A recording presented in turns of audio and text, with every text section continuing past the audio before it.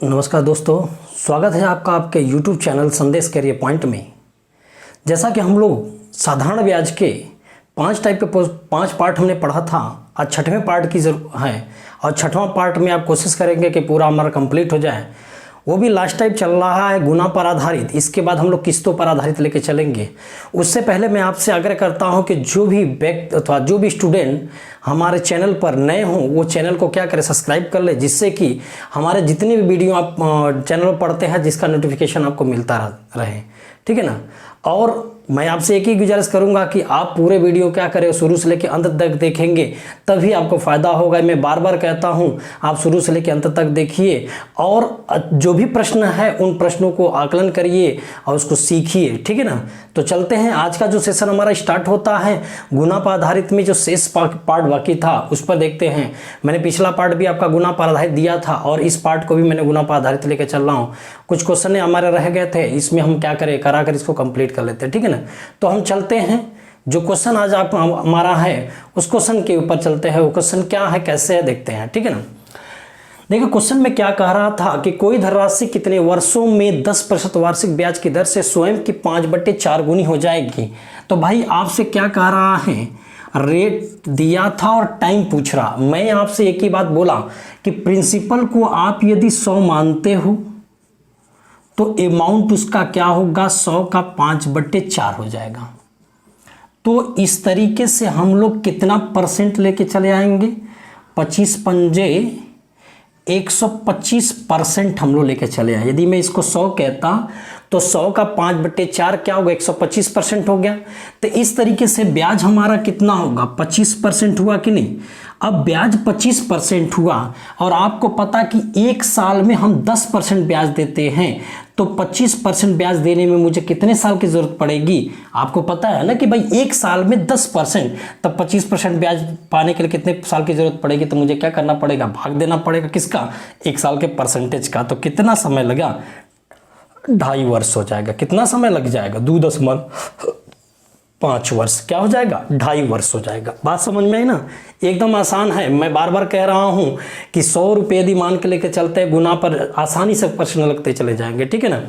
प्रश्न को आगे बढ़ाते हैं, चलते देखते क्या है अगला प्रश्न क्या कहता है। अगले प्रश्न पर चलते हैं, नेक्स्ट क्वेश्चन क्या है।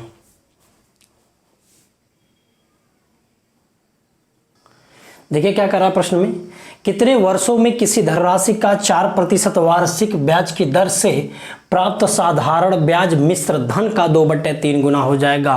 प्राप्त साधारण ब्याज मिश्र धन का क्या होगा, 2/3 गुना हो जाएगा। तो आइए समझते हैं सॉल्यूशन में। देखिए अमाउंट हुआ और एसआई हुआ। अमाउंट यदि मैं इसको 1 कहता हूं तो ये 2/3।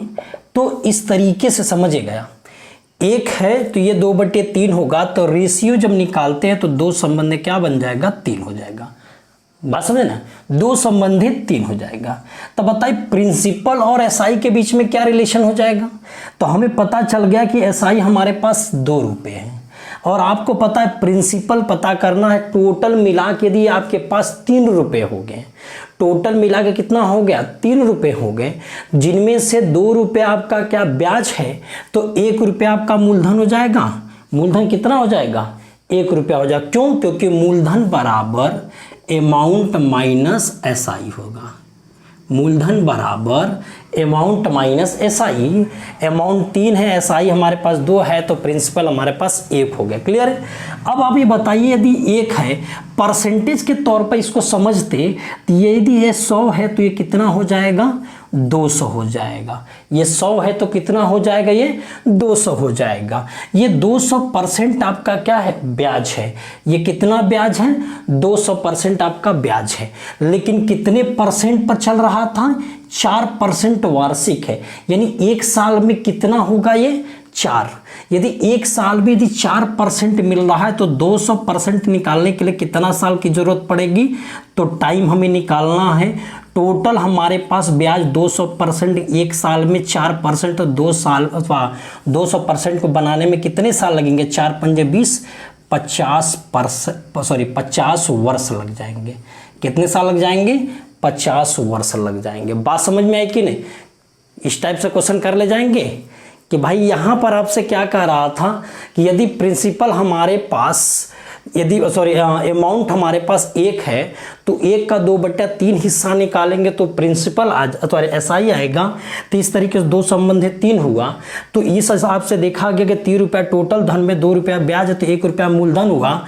यदि उसको परसेंटेज में ले लेते, यदि इसको 100 रुपया यानी 100% का देते तो ब्याज हमारे पास 200% होता। लेकिन आपको ये पता है कि 1 साल में आपको 4% ब्याज देता है तो 200% प्राप्त करने के लिए मुझे कितने साल की आवश्यकता पड़ेगी? 50 वर्ष की आवश्यकता पड़ेगी। कितने साल की आवश्यकता पड़ जाएगी? 50 वर्ष की आवश्यकता पड़ जाएगी। ठीक है ना। तो ऐसे भी प्रश्नों को आप क्या करेंगे? लगा लेंगे। आगे हम लोग प्रश्न देखते हैं, 2-3 प्रश्न और करते हैं।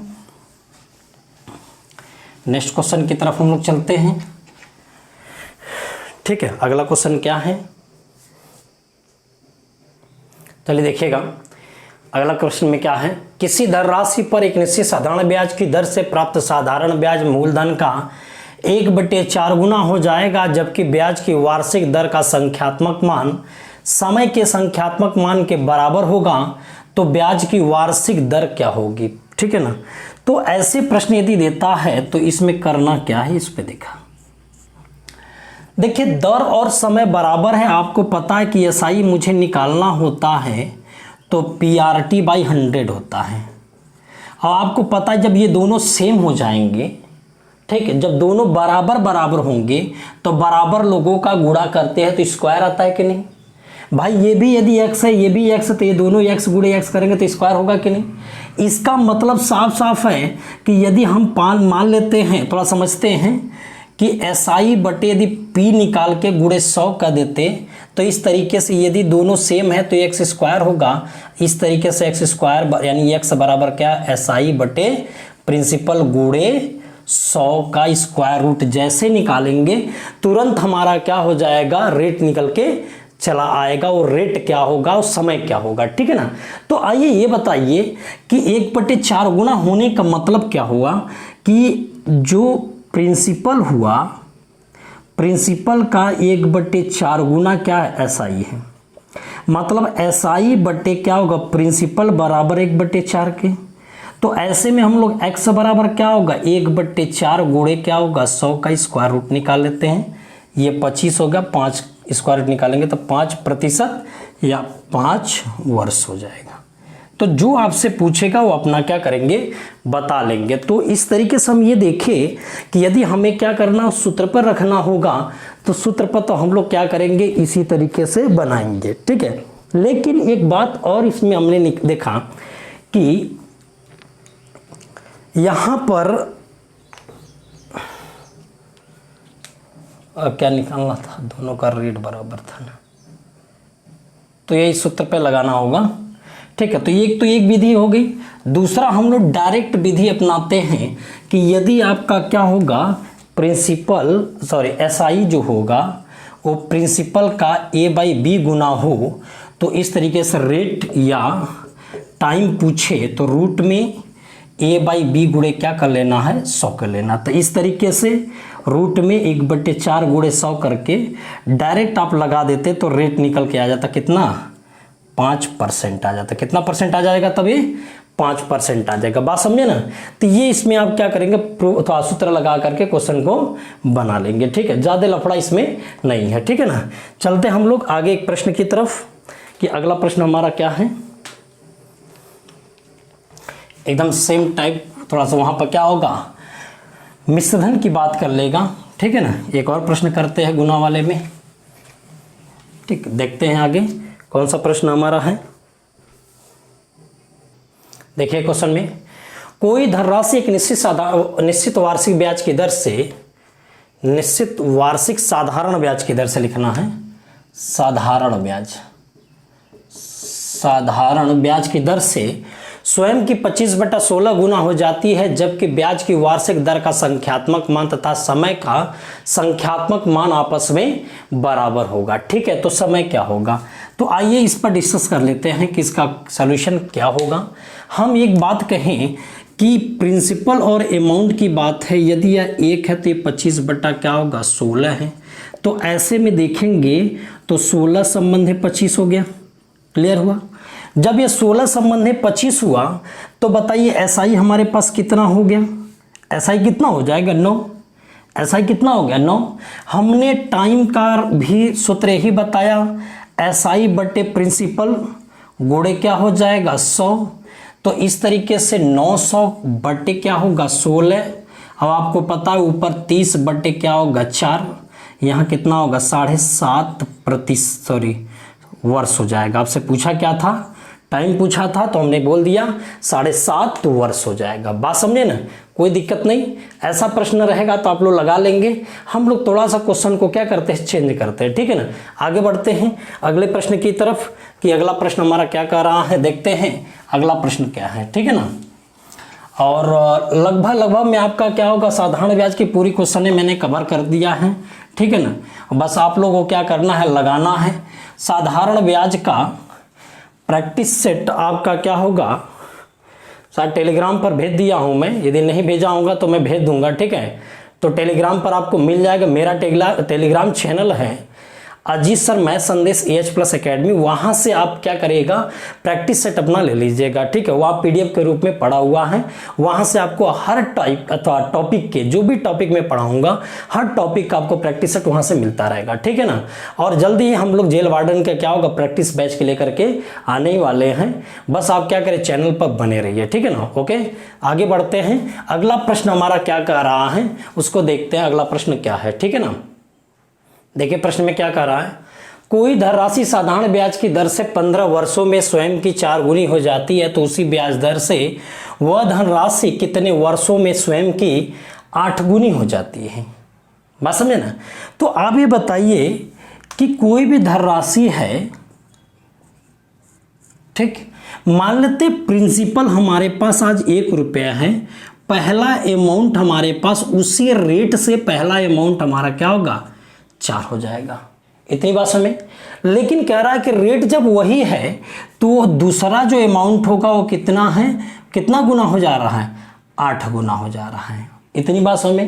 लेकिन एक बात बताओ कि 1 रुपया से यदि 4 रुपया हुआ तो ब्याज यहाँ पर क रुपया बना 3 रुपया, और 1 रुपया से यदि 8 रुपया हुआ तो ब्याज कितना होगा 7 रुपया होगा। बात है ना। अब आप ये बताओ यदि हर साल ब्याज आपका क्या हो जाएगा जो भी रहेगा, लेकिन हर साल जब ब्याज समान होता है तो यदि यह कह दिया है कि 15 साल में यदि 3 रुपया ब्याज मिल रहा है, 15 साल में कितना रुपया ब्याज मिल रहा है 3 रुपया ब्याज मिलता है, यानी 3 रुपया ब्याज पाने में हमें कितने साल लग रहा है 15 वर्ष लग रहा है।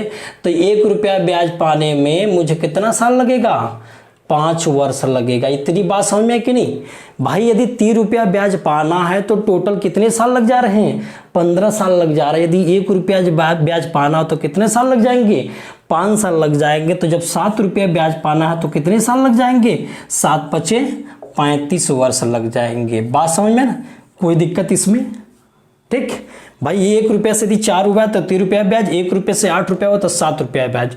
3 रुपया ब्याज होने में 15 साल गुजर रहा है तो 1 रुपया ब्याज होने में 5 साल गुजरेगा, तो 7 रुपया ब्याज होने में क्या होगा 35 साल गुजरेगा, ठीक है।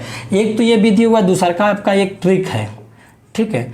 ट्रिक क्या कहता है कि यहाँ पर आपका क्या होगा N1 माइनस 1 बटे N2 माइनस 1 बराबर T1 बटे T2। N1 यानी 4 माइनस 1 बटे N2 यानी 8 माइनस 1 बराबर 15 बटे क्या होगा T2 हो जाएगा। तो 3 बटे 7 बराबर 15 बटे T2 के, तो सॉल्व करने पर T2 बराबर कितने साल का हो जाएगा, काट दीजिए तो 35 वर्ष हो जाएगा, ठीक है ना।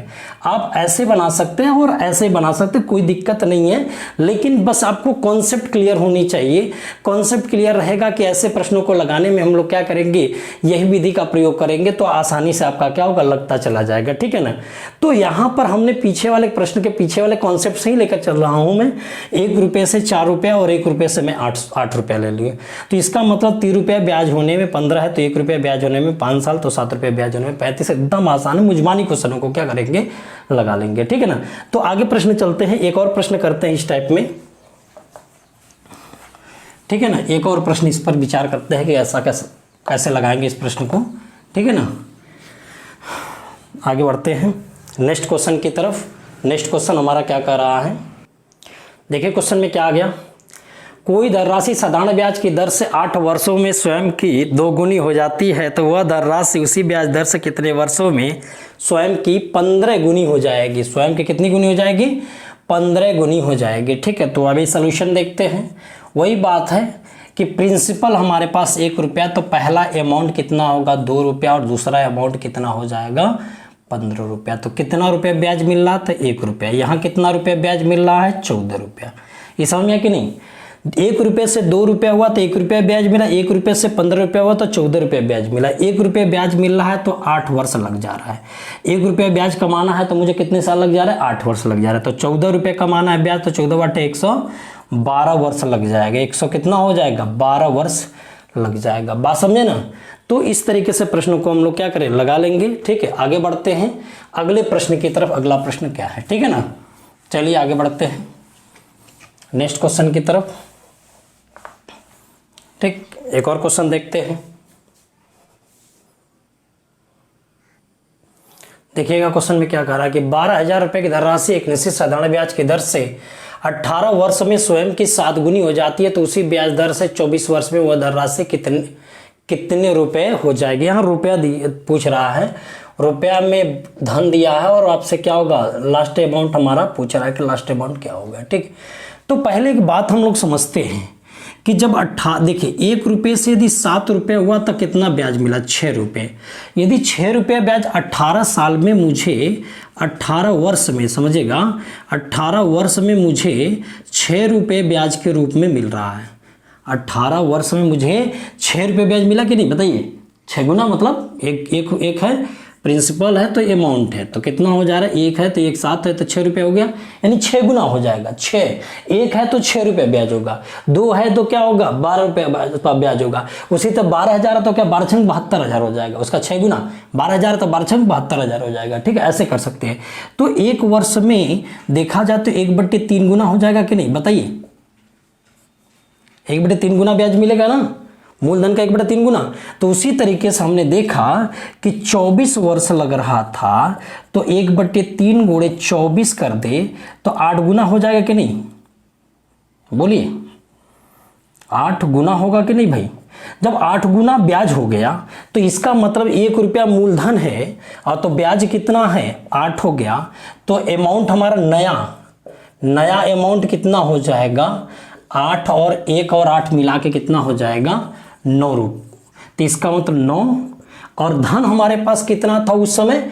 12,000 था। तो आज कितना होगा? 12,000 का 9 गुना, तो 12 9 कितना हो जाएगा?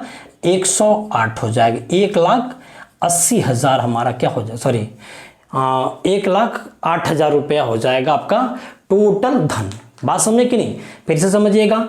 1 से 7 हुआ मतलब 6 गुना हुआ, यानी 6 गुना ब्याज होने में 18 साल हैं तो 1 वर्ष में 1/3 गुना होगा तो 24 वर्ष में कितना? जस्ट उसका उल्टा चल रहा है ना, 8 गुना होगा। यानी 1 रुपया है, 8 रुपया ब्याज मिला तो मूलधन तो मिश्र धन कितना होगा? 9 हो जाएगा। तो प्रिंसिपल तो अमाउंट कितना हो जाएगा रुपए में? तो 12,000 आपका पहले था, उसका 9 गुना कर ले तो 12 9 108, यानी 1,08,000 रुपया आपका क्या हो जाएगा? मिश्र धन हो जाएगा। बात समझ में आई? तो ये चीजें आपका क्या होगा? गुना से रिलेटेड बातें हो गई। बात समझे ना? तो हम लोग क्या करेंगे, एक और प्रश्न कर लेते हैं। वो प्रश्न हमारा क्या होगा? पीछे छूट गया था, उसमें एक प्रश्न और कर लेते हैं, इसके बाद हम लोग आगे बढ़ते हैं। ठीक है ना, एक प्रश्न और करते हैं। देखिएगा, कितने पूर्ण वर्षों में 2600 रुपये की धनराशि पर 16 से 2/3% वार्षिक साधारण ब्याज की दर से प्राप्त साधारण ब्याज पूरा रुपये में होगा?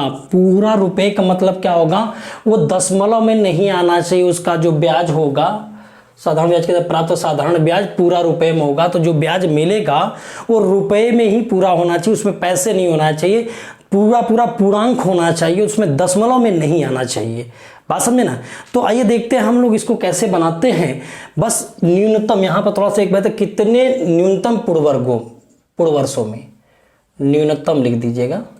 न्यूनतम पूर्ण वर्षों में 2600 रुपये की धनराशि पर 16 से 2/3% वार्षिक साधारण ब्याज की दर से प्राप्त साधारण ब्याज पूरे रुपये में होगा। ठीक है, तो अभी बताइएगा जो एसआई हमारे पास आएगी 2600 रुपये हुआ, दर हमारे पास 16 3 48 2 50 बटे क्या हो जाएगा 3 हो जाएगा, और टाइम टी बटे क्या होगा 100। तो ऐसे में हमने काट दिया। अब हम लोग ये देखेंगे तो क्या होगा 0 5 6 का 30 हो जाएगा, 5 दूनी 10 3 1300 बट्टा 3 गुणे टी हो जाएगा। इतनी बात समझ में। अब आप ये बताइए कि 1300 बट्टे क्या होगा 3 गुणे टी है। अब 3 का हम भाग देंगे तो 100% दशमलव वगैरह में आने लगेगा। तो हम लोग इस टी के जगह पर क्या रखे, इस टी के जगह पर क्या रखे, इस टी के जगह पर क्या रखे कि जिससे कि हमारा क्या होगा, यह 3 हमारा क्या होगा कट जाए और हमारा संख्या पूरा पूरा क्या होगा मिल जाए। तो अब ये बताइए टी के जगह पर हम लोग क्या रखे, 3 रख दे, क्योंकि बात हमारे यहाँ पर हुई है न्यूनतम कम से कम। तो कम से कम में हम लोग क्या करें, पूर्णांकों में पूर्ण वर्षों में तो पूर्णांक होना चाहिए, दशमलव वगैरह में भी समय भी दशमलव में नहीं होना चाहिए। तो इसलिए हम लोग 1 2 3 4 5 से ऐसे ही रखते जाएंगे।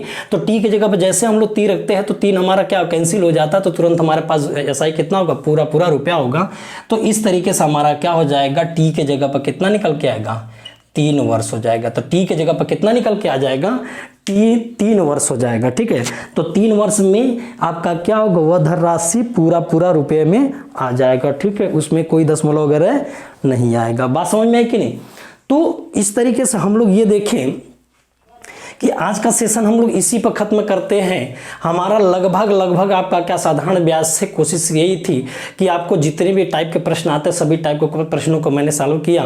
हमारा एक टॉपिक और छुट्टी है, वह टॉपिक आपका क्या किस्तों पर आधारित। तो हम लोग अगले वीडियो में एक पूरा वीडियो ही आपका क्या होगा किस्तों पर आधारित वाले क्वेश्चनों को लेकर चले आएंगे।